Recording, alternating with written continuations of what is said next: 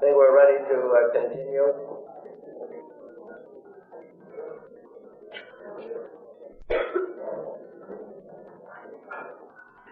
What I'll do now is work through steps 2 and 3 and try to leave you some time for questions. Just on the first 3 steps, or at any time that you do have a question, just put your hand up, because I'm still doing a lot of fishing, and I want to make sure that you all are getting, some type of not just a message, but some type of a little perking of the consciousness to know that there's more things to be done, there are more challenges to us. Also, I really want to express my recognition for the members of Al-Anon. Everything I say about the program of Alcoholics Anonymous, of course, in dealing with the internalization of steps into freedom, happiness, peace, and serenity, definitely applies every bit and as succinctly and as directly to the Al-Anon person, the Alateen person, actually all people who are involved in 12-step groups, of which there's a plethora of 12-step groups going right now, dealing with all aspects of addiction. And the word addiction comes from the Latin word addicere, meaning to give ourselves over totally to. And that's what robs us of self-worth and robs us of the spiritual values in our life of freedom and of happiness, peace and serenity. And so that when we talk about addictions, we're talking about, when I talk about addictions, I'm talking about anything that is taken from the outside to change the way we feel. Right? Because what we're trying to work on is internalization of steps, a person's own self-worth, a person's own acceptance of themselves, but also surrender to those things which are blocking them from growth.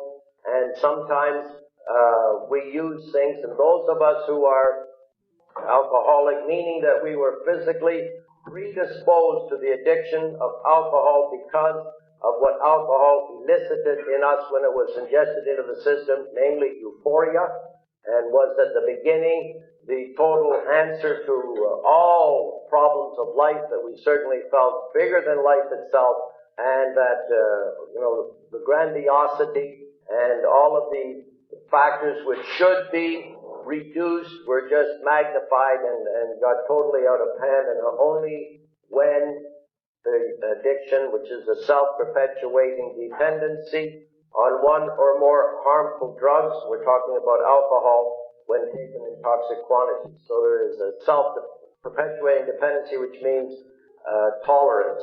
Not the right word, not the medically speaking, tolerance means it means more. It takes more of the agent to arrive at the same euphoric state. And at the beginning of our alcoholism, that certainly was most evident. And it was also another way of proving our grandiosity, that we were able to handle greater quantities of alcohol. We were able to drink more. And growing up, what was the measure of virility and of masculinity and of machoism? And for the women, what was the measure of femininity and being fully alive was how much we could drink. And, all that goes through our culture, right through, all the games that we play in schools and things, and the drinking games and how much we can drink, and all of those myths, you don't trust a person who can't drink, and all of that type of stuff that was always seen, as something which was really mature, and it was the passageway from adolescence into adulthood was taken by how much we can drink and that. And at the beginning, we bought right into that, and because of the physical predisposition, we were able to, outdrink everybody and anybody under the table, and everybody clapped their hands and said, "Boy, you ever mature, you can really handle your alcohol," because you were taking everybody home and putting them on the door sill and blowing them in, and you were the only person showing up the next morning at work while the rest of the people were dying. And you said, I thought we were going to go skiing. And they're going, oh my gosh, don't make so much noise. You know? You're breaking my eardrums. So when we get, again, to the first step is, what's our vision? What's our vision of ourselves? What's our vision of the world? What's our vision of God? What's our vision of the people in the world? And is that vision negative or is that vision positive? Is our imagination about those things, and the imagination is the thing which is eventually going to make us do the actions, is it something negative? One of the problems is that we find our kinship with humanity, with our brothers and sisters in the face of this earth, by proclamations of protestation, by negative statements, right? I mean, if I don't like this judge and you don't like this judge, well, the two of us band together and we can really pick on this judge, but now we got camaraderie and we got fellowship and we got ways of banding together with a negative vision of what's been done. And that, is not really accepting, what life is all about and what the gifts of life are about and how we are called to respond to that. So if we get through that first step again, just generally in your minds, looking at those two columns which we presented, is it a negative response to life or is it a positive response? And after the years that I've been in the program, it doesn't mean that it stays that way all the time. There's lots of times I wake up, I'm sure I'm way over here on the wrong side, right? But what we have to do is be able to recognize that and say, now how do I bring that to the conscious level to say that I'm not projecting it on somebody else, and I'm not blaming somebody else, and I'm not making excuses, but it's what have I got to do to get out of that vision, to get out of that negative frame of mind, and to move over into the positive. And that's only brought about by action. If a person wants good, warm feelings about themselves in a positive, constructive way, that comes consequential to doing good, positive action. There's not one person here who was able to solve any problem, be it AA or Al-Anon, by just thinking about it. By just sitting on the bar stool and wondering all of the things that I could be doing here, in a world of secret life of Walter Mitty, in total fantasy. Nothing changes. And again, it means that we have to take the appropriate action, of what the ego reduction is, and start listening to what is being said to us, and then start internalizing that and doing something about it. And so that when we look at the first step again, the positive, creative acceptance, surrender is the better word. So we're not just submitting ourselves to another regime and not submitting ourselves to something which we don't want to do, but we're going through the motions on the outside, but inside, little His Majesty the baby or Her Majesty the Queen is still steaming with hostility, and quite negative. On the outside, saying all the right things. When we come, again, the action of that step, when total ego deflation, and then we have surrender, then we have humility, which means teachableness. The word humility, when we get into the seventh step, it just means teachableness. I will allow myself to be taught. I will not sit at AA tables or Al-Anon tables and judge or, say, well, that's, doesn't apply to me, or we start all the comparing things. But how do we take it in and use it in a positive, constructive way? When we get down to the business of being egocentric, the business of being narcissistic, the business of living in a world of one, and that's what narcissism was, as I described. Now we get down to the second step, which means we came to believe in something other than ourselves. And we came to be able, again, in the past tense. It doesn't mean that let's think about doing these things. But if I do these things, then something might happen. Life is not a contract where you're called upon to say, well, okay, if I give an ounce of love, I'm absolutely guaranteed to get an ounce back. And unless I see that in small print, I'm not going to do it. Life doesn't work that way. So many people come to the fellowship saying, well, I'll try it for a while and see if I get these things out of it. But they sit back and not do the work which they have to do themselves. When we get to the second step, we're starting again now to talk about faith. And now everybody's going to start thinking religion. And that's, not that I'm against religion. Oh yeah, somebody asked me if I was still a practicing priest. Yes, I'm hired by the Archdiocese of Toronto to be with the street people, and I spend my 40 hours a week with the Brothers of Good Shepherd or doing other things for the people who are homeless. And on the weekends I go to Elizabeth Ann Seton Parish in Newmarket and do all of the Eucharistic celebrations there and help Father Matt. And so the state's quite active in doing that.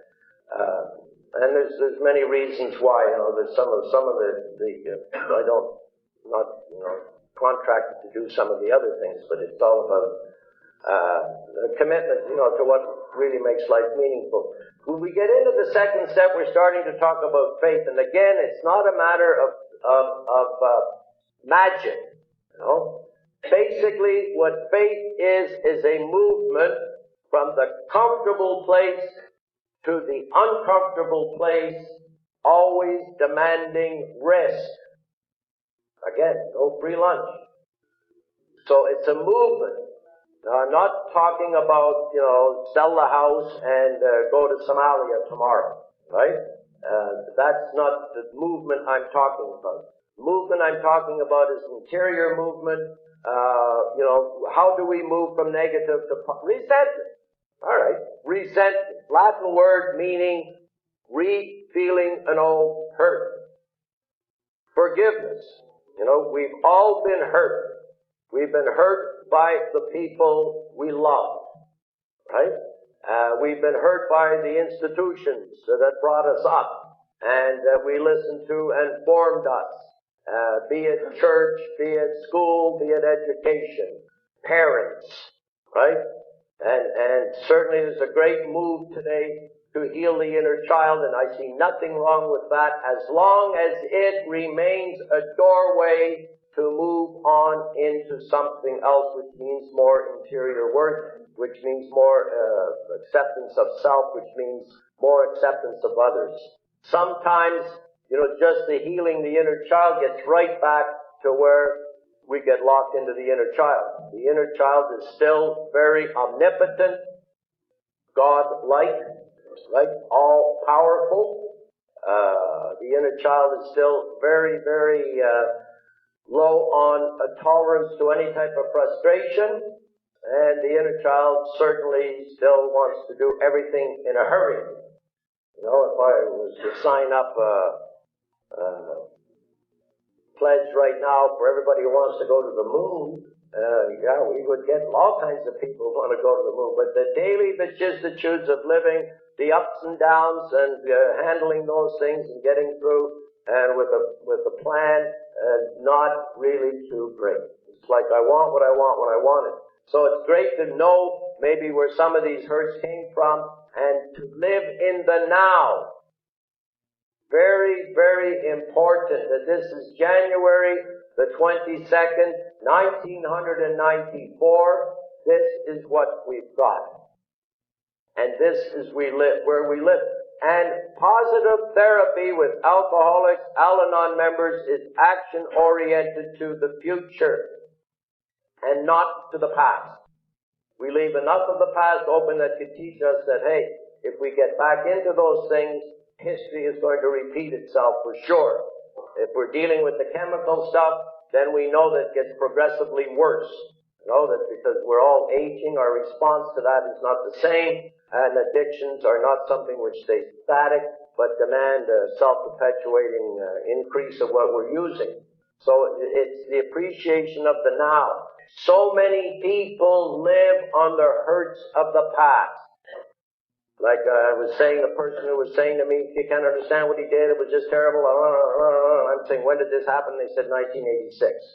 And so many people live on the hurt of the past and continue to get their energy from that hurt, which is negative energy. And I know people who are still hurting from being dismissed from a certain position many, many years ago, and that's totally impeded them, or a broken relationship. Very hurtful. Very hurtful. But not able to move on and to say, okay, this is the plate, this is what life put on my plate. How am I going to deal with it so that I can come out a freer person, a better person, a more loving person? Or am I going to continue just to spend negative energy, trying to right the wrong that happened, last week, or it could be 5 or 6 years ago. So when we start talking about faith, it demands action first. To say that I will believe this once you prove it to me, that is not faith. You know that happens when your toaster's plugged in and there's power in the house and you put 2 pieces of bread in and you push the button down. You know that in, whatever, a minute and a half or something, pop, you're going to get 2 pieces of toast. That's not faith.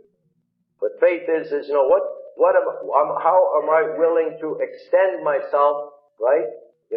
To take the movement, right? Let's talk about resentment. Am I going to continue to allow that old hurt from X number of days, weeks, months, years ago to continue to darken the vision?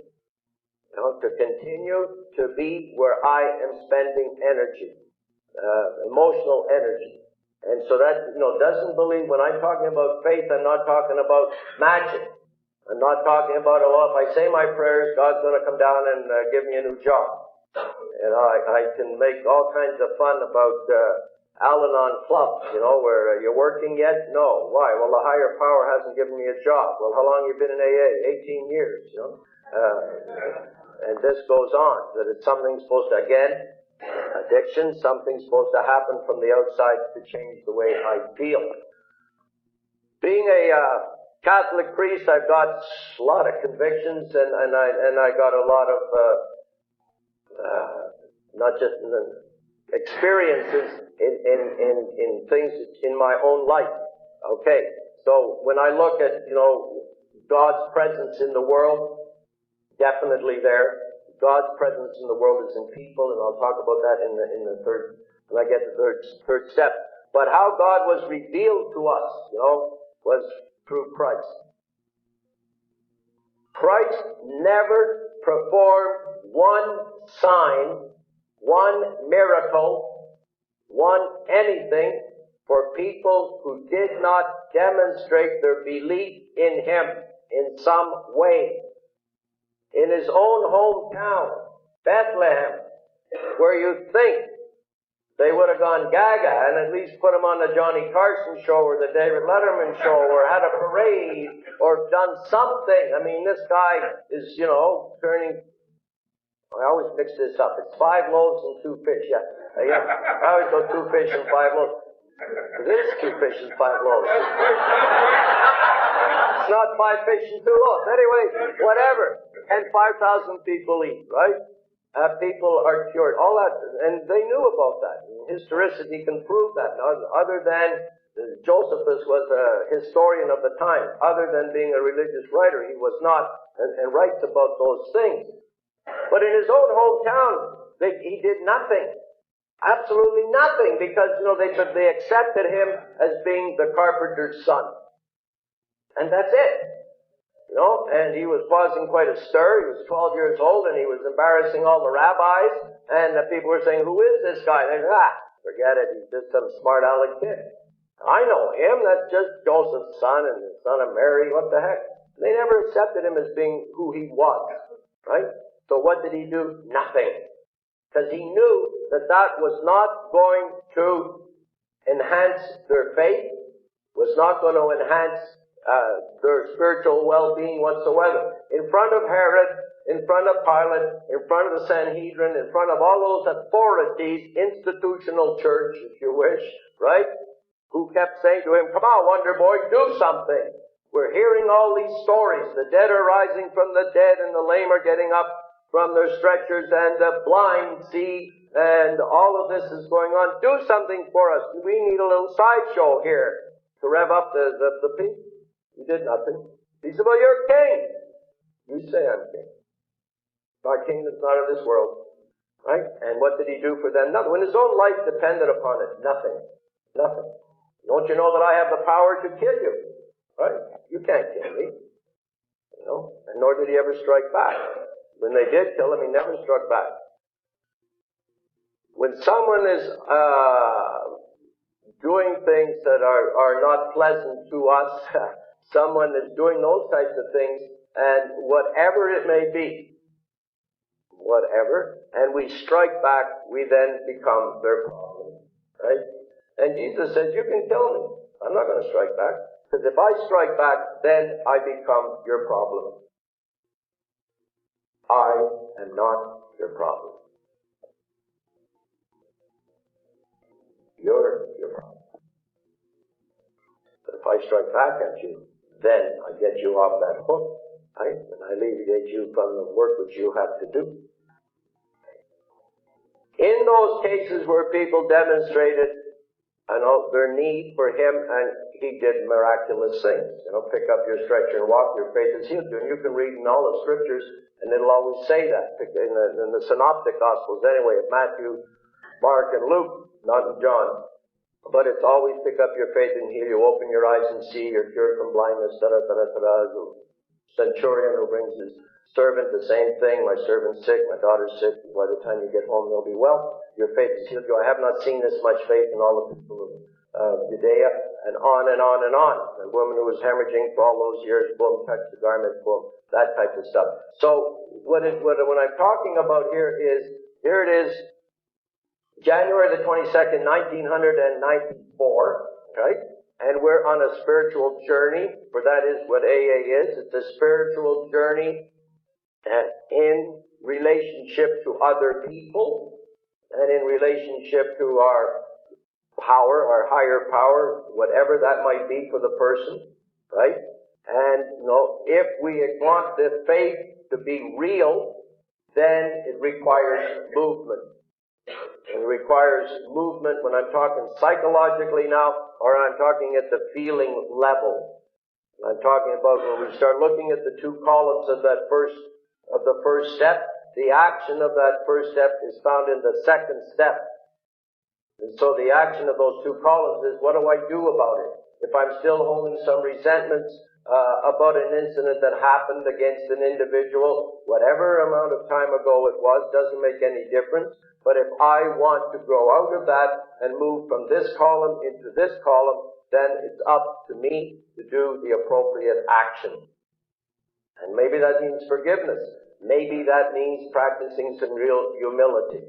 All of life really is like go back to Christ. All of Christ's life is just a life of forgiveness.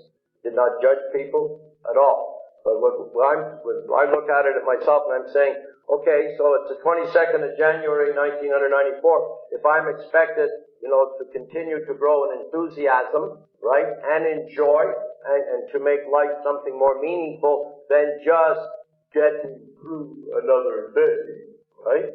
How are you? Getting through another day. All right, and we got all the gifts in the world to live enthusiastically, and positively, and I'm just getting through another day, right? I have other statements that I make for that. Okay. So that's where it's at. And it's up to me to do it. The minute we make somebody else, even God,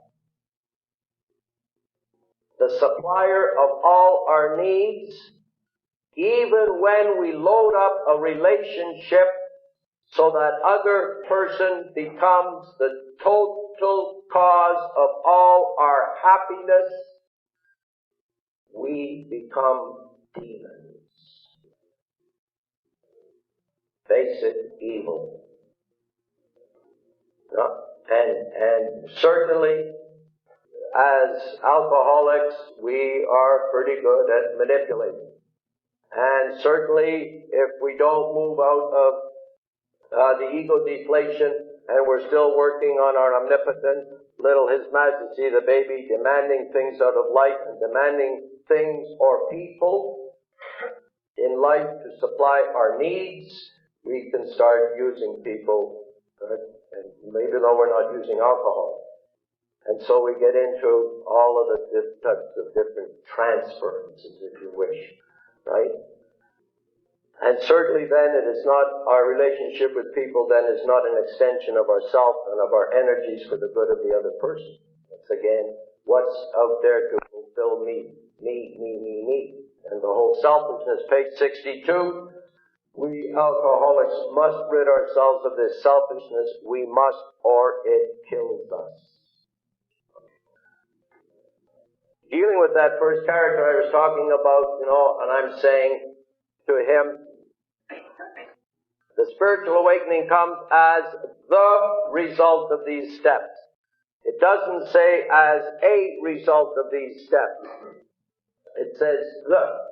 T-H-E. That's a big word. What does it mean? It doesn't say as a. If it means, okay. Oh, I hate this. I put my glasses on.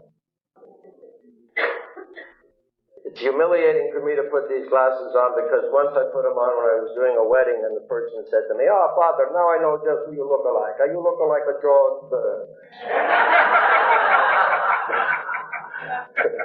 George Burns is 97 years old, right?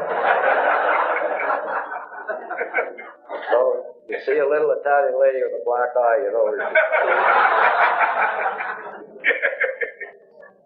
Awakening as the result of these steps. It doesn't say as a result. As a result would be a one-time, world-shattering, bone-crushing, ecstatic, euphoric, big deal, the big bang of 15 billion years ago, and all the lights would go on, boom, and Angel Gabriel would come down, it doesn't say that. It says as the.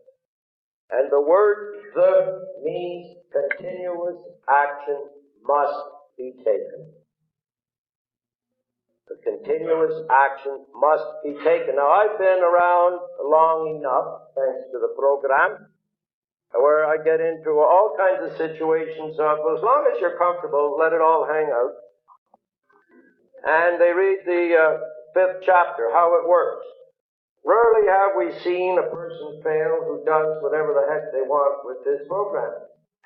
They take into consideration all those things which will be enjoyable, fun, pleasurable, and meaningful for them, and of course cast aside anything which might demand a little sacrifice, discipline, or order. They're sure to get well. It doesn't say that yet, right? It says that actions must be taken. Page 62. We alcoholics must rid our selfishness, must rid ourselves of this selfishness. We must, or it kills us.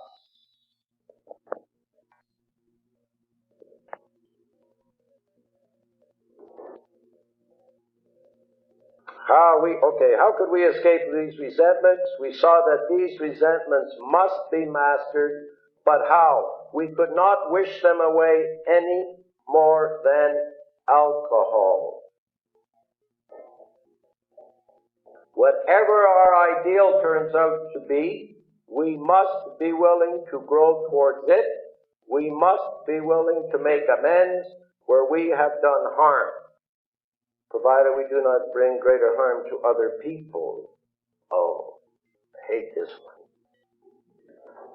We must be entirely honest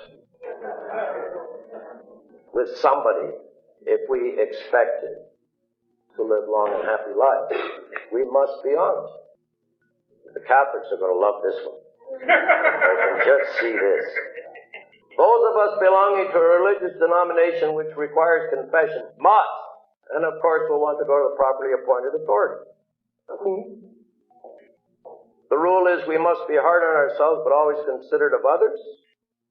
And when we can't find somebody to take our 5th step with, we don't change our plans, and we must not use this as a mere excuse to postpone. We must lose our fear of creditors no matter how far we have to go. And we must not shrink at anything. Certainly we must keep sober. Now, I've known people come out of therapy and say, well, Valium's not alcohol. Eat all those.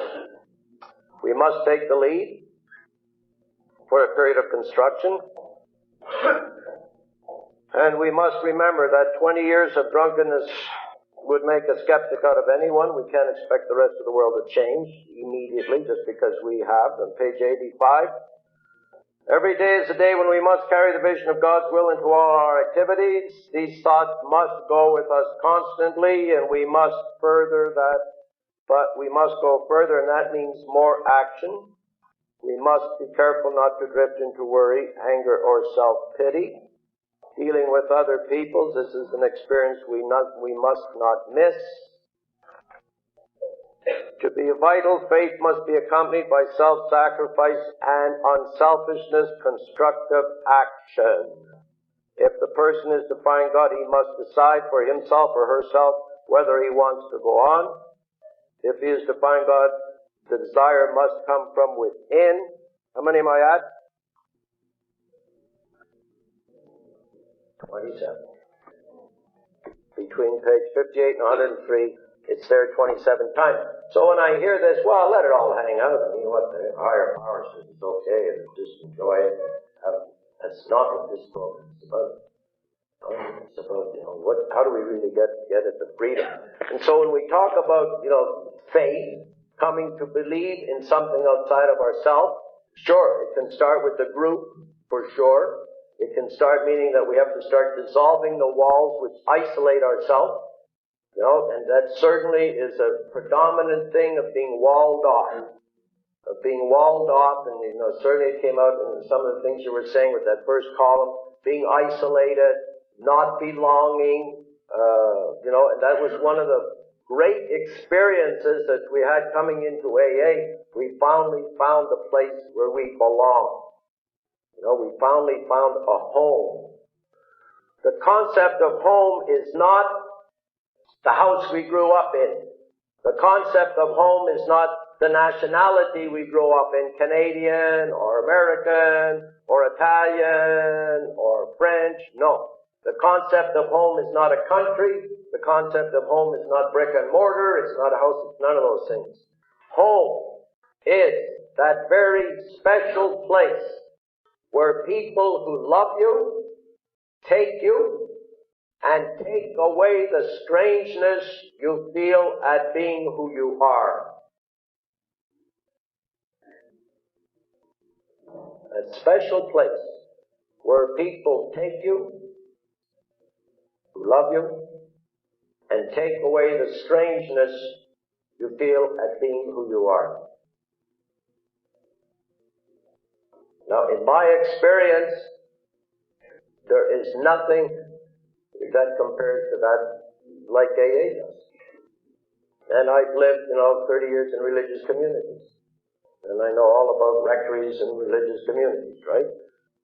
But that, and that just doesn't happen automatically, too. There's more steps that will help us get on into that as we continue to dissolve walls and become vulnerable and become transparent. But the faith part is, who's doing the action? If I'm not doing the action, nothing's going to happen. If I expect the group to do the action, or my family to do the action, or somebody else to do the action, or I'm going to go take another course and get it all up here, and I got to go find something about codependency, and I got to find something about adult children of alcoholics, and I got to go through all of it. I'm not saying there's anything wrong with any of those things, but as long as it's not just mental gymnastics, that's not where we live life. And so when we say came to believe that a power greater than ourselves could restore us to sanity, means to a reasonable way of living. What insanity was in these words by Bill Wilson was the person who had experienced some longevity in being alcohol-free, then picked up a drink. That, in his words, was insanity. We certainly see it happening, when we don't make any judgments on that. All we know is that the external stuff is all very good, but what's going on inside, those stuff that I was dealing with step one, about total ego reduction, about total powerlessness, about total defeat, about total giving up, is not there.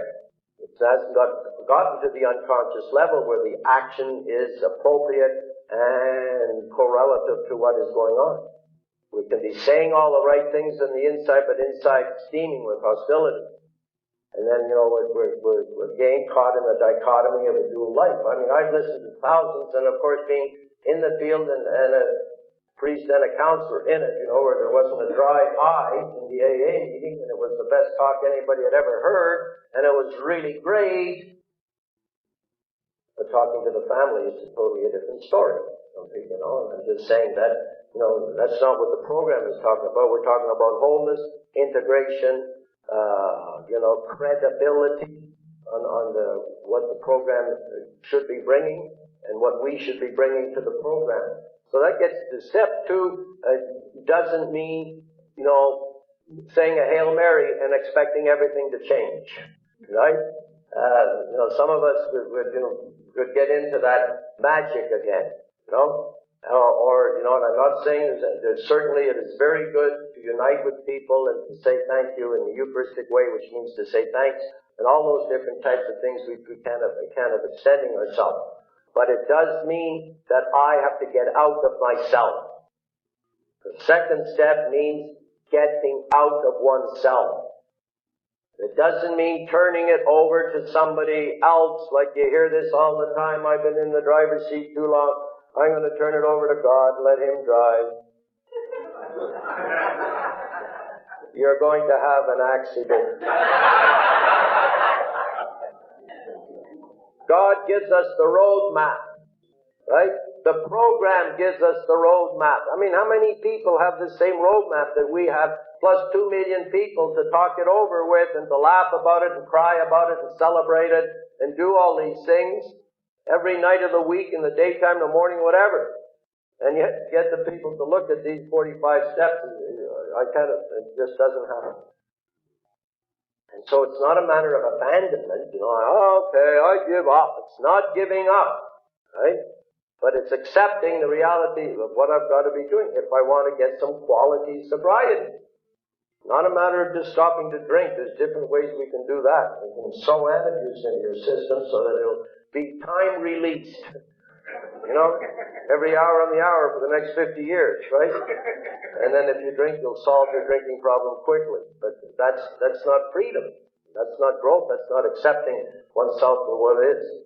Then we get in. So the second step, again, is not magic, but it's what am I willing to do? What am I willing to look at and say, how am I going to give up the resentment? How am I going to give up the anger? How am I going to give up the fear? How am I going to take risks?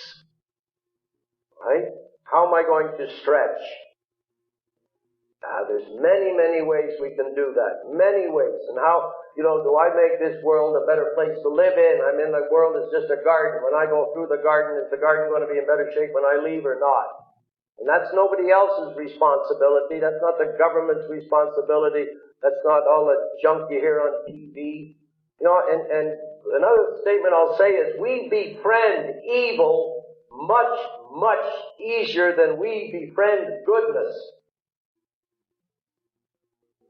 Total, as a Catholic priest, of course, total goodness came on the face of this earth with our Lord, God's Son, Jesus Christ, and we killed Him. Bang. Church and state killed Him, and we continue to do that, and we continue to do that in ourselves. Just think of some of the meetings you go to, and people are just identifying with the bad in them. Right? And if you watch TV, what? I'm on tape, I gotta watch it. What is the biggest news event that is going across Canada and the United States?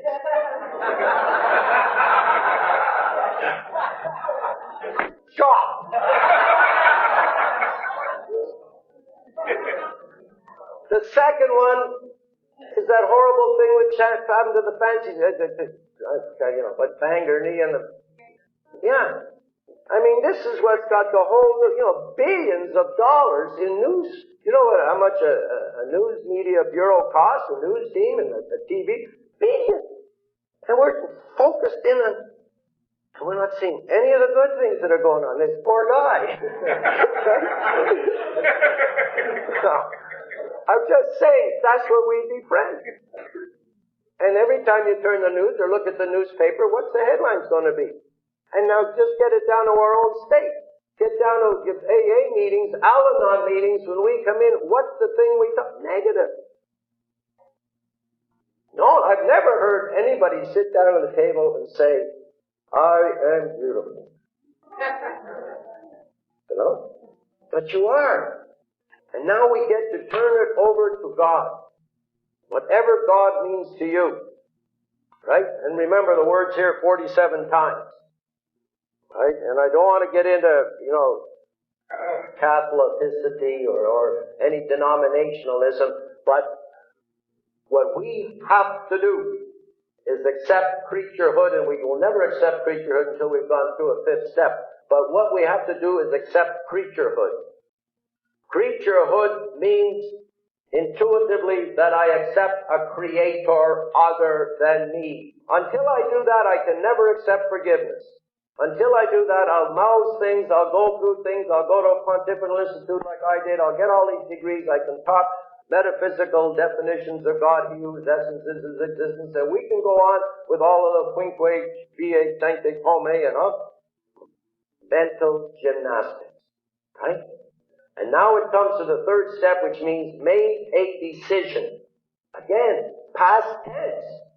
It doesn't say, think about taking into consideration an option which you could probably make in the future if the heat gets bad enough.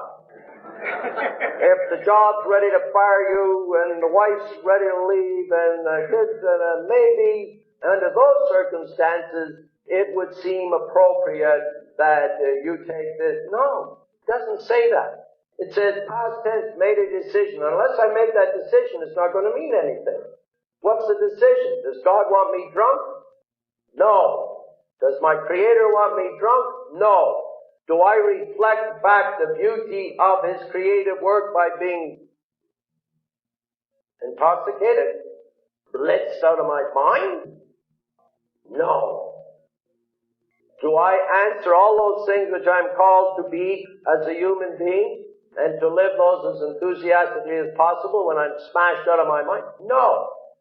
Right reason says, doesn't want me drunk. Therefore, what's the type of decisions have I got to make? Well, there's an AA group I belong to. That AA group meets on Tuesday night. That's my decision. That's okay. That's where I'm going to be. If it's an Al-Anon group, I'm going to be there. That's a priority. We've got to make choices in life. That's what life is to make choices. No? The stories of John Schultz about Lucy and all those about, who gets the choices. And she's looking at him and saying, he's got a snowball in his hand. And Lucy says, if you throw that snowball, I'll pound you into the ground. But if you don't throw it, I'll set you free. And he goes, that's it, life's choices, but I never get any, right? That's not what I'm talking about. So, what we're talking about, okay, those are the decisions I make. To turn my life over to the care of God, what that means is not abandoning your will. You have a free will. There are certain things which God cannot do. God cannot change. Change is a sign of imperfection. To change means that something wasn't as perfect as it should have been, so it changed the future. God creates you with a free will. He cannot tamper with that. He gives you all kinds of invitations if you wish, all kinds of support, all kinds of gifts, program, and you're given an invitation. But the response to that is yours. Like God cannot make apples taste like oranges. That's a monstrosity. That would make God into a monster because that's a change of the natural law. Right? Now God, a lot of us load up God with all of the needs of our life, and God becomes our need supplier. That is not it at all. Creator, we are the creatures. And in that role, we're called to serve. But sometimes we say, well, I asked God and He didn't answer. I want a new Mercedes, but He didn't answer. He does, you don't. I don't remember this guy, but I want to be a doctor. I want to be a doctor. You know what God said? Go to medical school.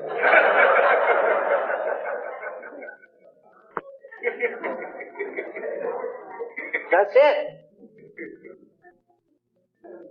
And a lot of us have been brought up, and so we're going to continue to go through adult life blaming the hurts of the past. We're going to say, well, that's what God means to me. Get a grip.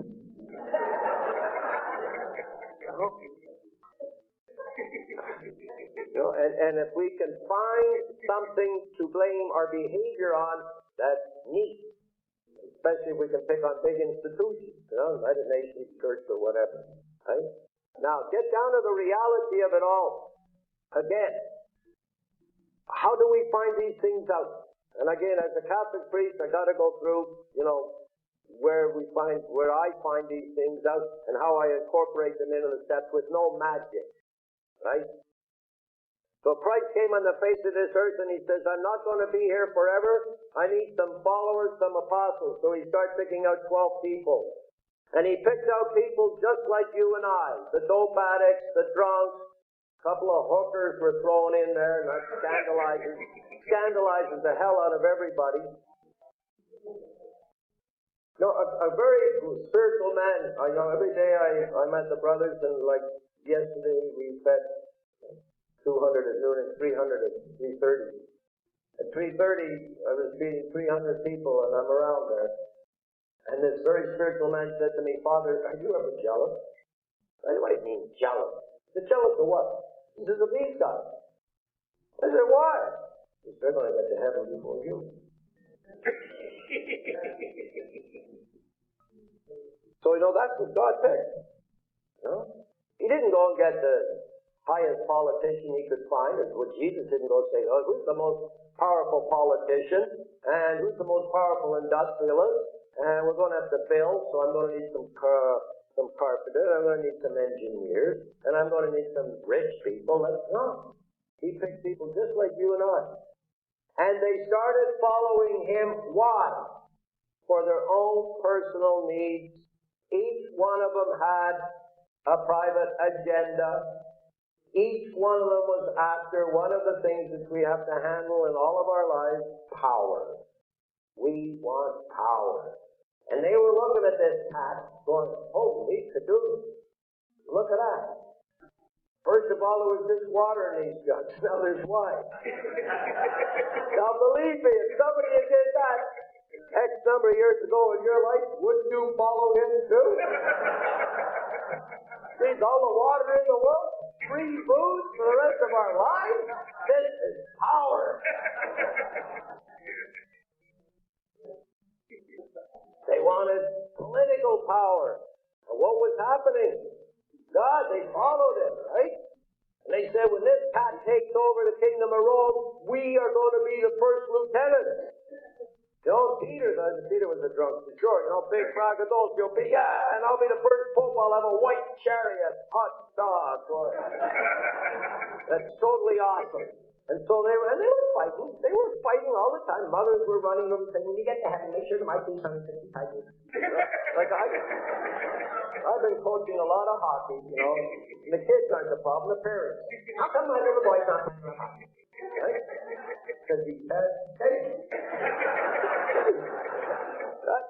But they were doing the same thing. I went first place. Who's going to be first place? Who's going to have the power? Who's going to get him in there? But we're with you, Lord. Lord says to them, look, guys, I've been with you 3 years. You ain't getting the picture. But pretty soon I'm going to get strung up. What? You strung up? Never! Anybody lays a hand on you, I'll liquidate him. Well, I'm Peter. I'm the first pope. I'll cut the bastard's ear off, right? Right, cut off the tape. Actually, I'm doing really well at it. Our Lord just looked at him and said, you don't understand. You just don't understand. Don't worry, Peter, you and your big mouth. Before the cock crows, you're going to walk out on me. And said, me? What? Deny you? Never in my life. We all know the story. You know? The fulfillment of everything that had been written about for 4,000 years in the Old Testament, right? Kiss the peace came.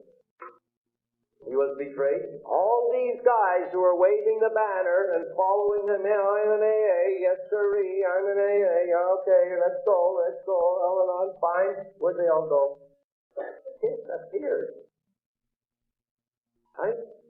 All except one, the 18-year-old. And to this day, you always hear, oh my God, our youth are really bad. Right? The only one who stayed, John. And you know what happened? Jesus died. And I'll talk about that because that's got very much to do with what's going on in our lives. But anyway, what did they do? They boogied out of there and went and hid. And they went up into the second floor and they said, oh, wow, have we ever been sucked in? Look what they've done to our boss, Mom. And if they ever catch us, decapitation. So in total fear. Fourth step, what is it? Fear. Total fear. Did nothing. And he walked in. And he didn't do what I would have done. Because if it was me, in my unredeemed 8 in the Enneagram, it would have been, where the heck were you guys Friday at 3 o'clock? And throw more guilt on them. You know, it's not the lashes they give us in prison, it's the salt people keep throwing in over and over and over, right?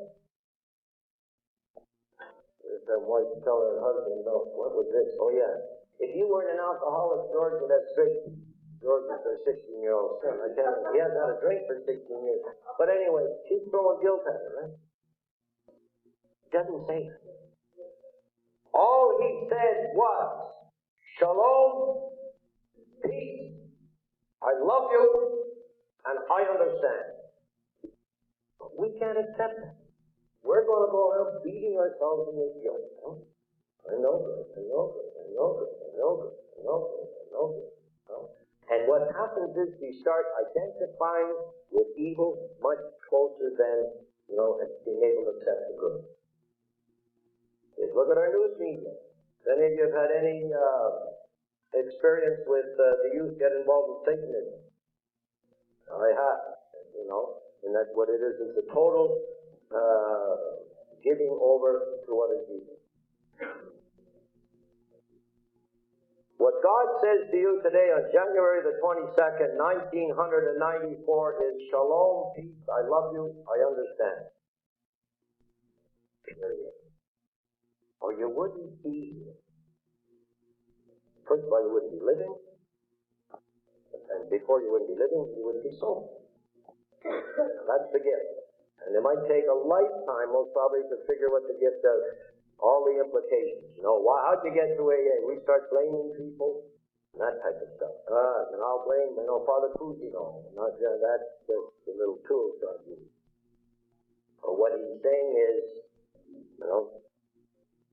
and until we can come to grips with that, whatever our religious denomination is, whatever our background is, whatever any of that is, until we can come to grips with the contact with the first love, we are incapable of creating community. We are incapable of creating marriages. We are incapable of being in relationship with anybody. We are incapable of making a commitment to anything. Because we're still locked in ourselves. And it is still the walls off, feeling apart. And what we have to do, all of us, is take all of our religious backgrounds and maybe we're going to have to discard some of the stuff that we were, because what spirituality means is you don't go around quoting everybody. Father Quinn said, or Henry Nouwen said, or Thomas Merton said, or Jesus said, or Mahatma Gandhi said, or somebody. No. You have to stop all that, and every one of you have to come to a grip and say, what is your spirituality? Yeah, all those things are influential. All those things have truth in them. All those things have values in them. Am I taking those things and internalizing them so that they become something positive in my life so I can extend myself for other people? Or am I going to continue to use them as an excuse of why I am damaged? Dysfunctional. Even in words, dysfunctional. I'm dysfunctional because of the codependent hierarchy. Again, it's not accepting the reality of life. The reality of life is that I'm alive. I'm kept alive, by the Creator. I'm put on this life to reflect back the beauty of His creation. Now, can I walk and make sure, in developing that solidarity that God is within me? Again, my references are, you make your home in me, I make my home in you. Not in just doing things, there's opportunities we have in practicing certain things, as strengthening and as demonstrations of our beliefs and all that type of stuff. But you've got to come in touch with the first love. In your own gut. No other way. Nobody's going to put it there for you. Nobody's going to do it. Right? And you have to look at that and say, where am I with that? And that's going to require faith because it's going to demand risk. I mean, you're going to have to get rid of all of the props. All of the crutches, all of the others. It's January the 22nd, 1994, and here I am, where am I? What is this relationship? Is it a love relationship? Like, there's no other way to come to God. You can go to school from now till doomsday without falling in love with Him. So what am I going to get back? There we go. See? I know what I'm talking about because I go through this all the time. I'm not getting this something out of a book as a priest. Sure. Well, what am I going to get out of it? We are all very obedient. Selectively obedient. Look at number one. But you have to come in touch with this because what God is saying is, I love you because I love you, because I love you, because I love you, because I love you. Why? Because I love you. Why? Imagine, isn't it? Because I love you. Why? Because I love you. Wish you didn't, then I wouldn't have to respond. Right? No more magic. No hocus pocus. Don't turn my will over to God. The house is fire. You call a fire department. No, I have God. We just, and so that's where it's at. And once you are able to do that, and that means continual action. It doesn't mean that you're going to get it this afternoon at 2 o'clock and then boom, it's finished. No. Then you're able to see God in other people. Then you'll realize you're chosen. And when you can accept the fact that you're chosen, then you are accepting the fact that other people are chosen also. But we were brought up in our competitive world, and I know that more than anybody as a goaltender. When I was chosen, other people weren't. And my gig was to make sure I was chosen. And other people didn't make the team. That's not what I'm talking about now. It's the fact, if I can accept the fact that I'm chosen, that means other people of other race, of other skin color, of other religious denominations, of other creeds, of other Buddhists, Mohammeds, makes no difference, are every bit as chosen as I am. Then I don't have to be in competition. The spiritual life is not a world of competition. The spiritual life is a world of fruitfulness.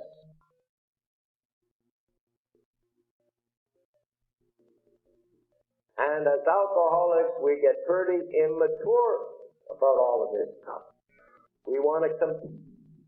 We want to come up with a number. We think that all these trophies that we have around ourselves, which distinguish us from other people, is what's going to count. And it's what's going to make life meaningful. It's going to give me the capacity to love. Extend myself to the spiritual value of somebody else. Even though they don't even think the way I do, though nothing, values aren't the same, anything. But that's the challenge. The challenge is not just giving lip service, but saying, how do I, walk in life? And take the time to develop that solidarity with my Creator, and how that Creator reveals Himself to me, and how I internalize that the home for that is in here, so that I am able then to accept other people. If I can't do that, I'm just fighting all the time. Gotta get this, gotta get that, gotta get this, gotta make this, gotta get here, gotta get there, gotta move. And when you die, you die. When you're dead, you're dead. One of the most profound statements that Billy Graham ever said was, you never see a U-Haul behind others.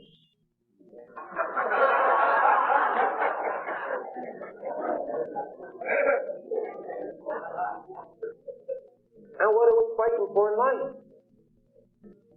Things. Right? Gotta have this, gotta have that. All things from the outside. Change the way I feel. When you're dead, you're dead. That's going to be the biggest gift you ever given in your whole existence. Now, what's that gift going to be? The greatest gift you're ever going to get is when you go. How do you want to go? With a U-Haul full of junk? I'm sure he's not going to say anything except, we're your friends. Again, at the Last Supper, it's wash people's feet. And I'm sure when we get to pearly gates, he's going to say, whose feet did you wash? Now, there's no place in the world that we get an opportunity to do that, like in the fellowship of AA and Al-Anon. But again, it's a lot. And we'll keep talking about that, because all we talked about was the first 2 steps.